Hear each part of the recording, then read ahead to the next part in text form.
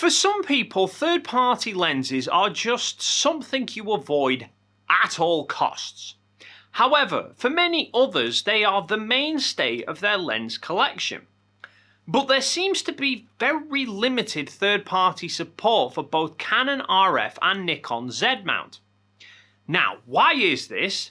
Is it going to hurt them in the future? And do Sony now have the perfect monopoly on the camera market? Currently, on B&H they are advertising 303 lenses being available for Sony E-mount. Of those, only 57 are actually made by Sony. The rest are from various third-party companies. Of the 151 X-mount compatible lenses, only 36 are made by Fuji. 74 lenses are advertised for Nikon Z mount, of which 20 are made by Nikon, and only 62 RF lenses, 23 of which are made by Canon. So there is a pretty big gulf in the number of third-party lenses being available for Sony E-mount versus RF or Z mount. And of the third-party lenses which are released for Canon and Nikon, even these have peculiar limitations. The majority of the third-party options are dumb lenses from the likes of Venus Optics, TT Artisans or 7 Artisans and such. Basically, all manual lenses with no electronic communication with the camera body. Tamron have been almost exclusively releasing E-mount lenses. Well, apart from their latest super zoom lens, which they've also released for Fuji, but nothing for Canon or Nikon mirrorless. Now this is likely due to the fact, as we've discussed in previous videos, Sony are a major stakeholder in Tamron, and they would likely want Tamron to avoid releasing lenses for their main competitors. Sigma used to be a big player in releasing Canon and Nikon mount lenses back in DSLRs, as were Tamron to be fair. However, for mirrorless, they are part of the L-mount alliance, so everything they release is available for L-mount. But pretty much everything is also made available for E-mount as well. But again, absolutely nothing for Nikon Z or Canon RF. Made stranger, though, by the fact that they have released lenses for Canon M-mount. Now, Samyang / Rokinon have released many mirrorless lenses, all of which are made available for Sony E-mount. And like Sigma, they've released some APS-C lenses for M-mount as well as Fuji, although none of these are autofocusing lenses, only the older manual lenses.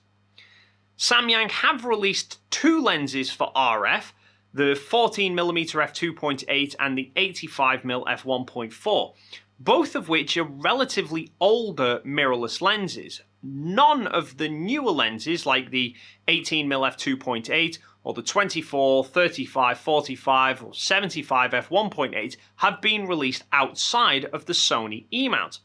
And it's even worse for Nikon. They don't even get any mirrorless lenses. The only ones they get are the older, fully manual DSLR lenses with essentially an adapter stuck to the back of them. Aside from Samyang, the only other third-party mirrorless-specific autofocusing lenses currently available for Canon RF are 2 from Yongnuo.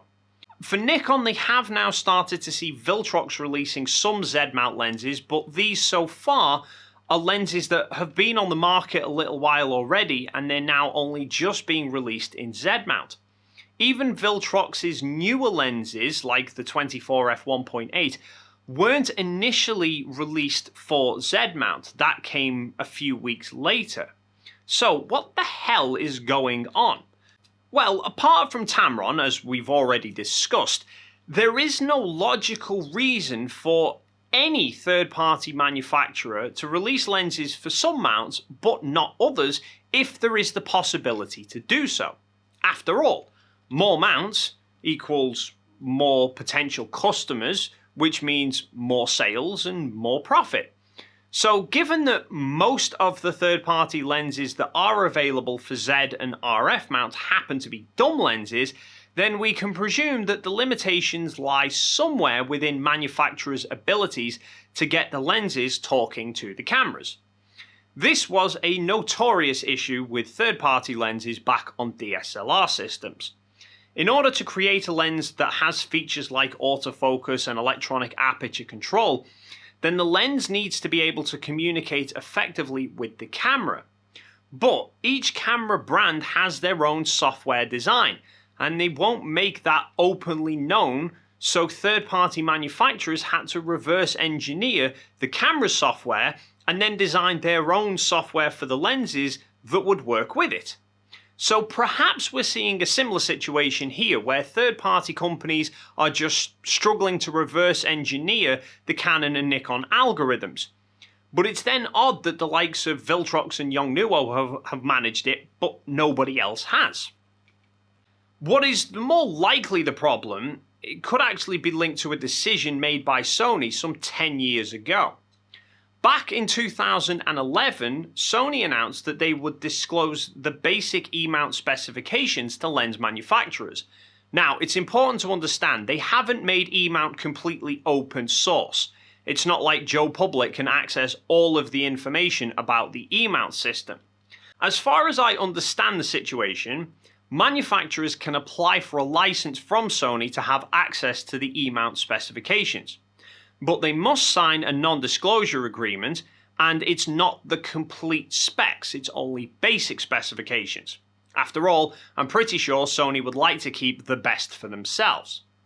Now, I believe this does give Sony some flexibility in how much information they disclose to particular manufacturers, and then what they might ask for in return.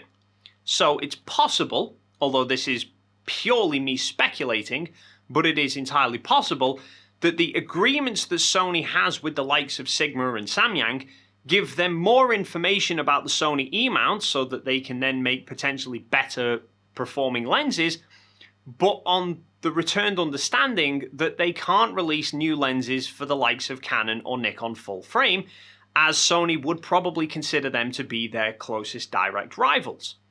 Then maybe for smaller companies like Viltrox, perhaps the agreement only entitles them to the very basic information, but they are then free to release to as many mounts as they want, which would explain why they've then released for Z-mount.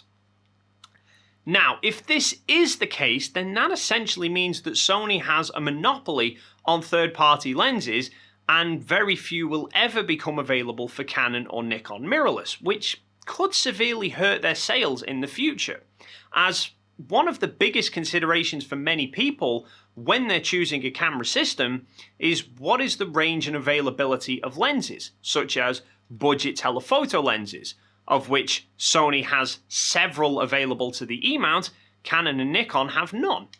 Although even if it turns out that Sony haven't actually made such demands, and in reality third-party manufacturers are free to release lenses for RF and Z-mount if they want, they aren't doing so. Which, like I said, makes no sense unless there is something stopping them from doing it, and the only other thing that I can think of that would be causing it is that manufacturers just aren't able to effectively reverse engineer the Canon and Nikon software. Now, if this is the case, are Canon and Nikon making a big mistake in not being more open to these manufacturers? On the one hand, it means that then the majority of sales for their lenses are going to be to them rather than other companies, which should mean more revenue.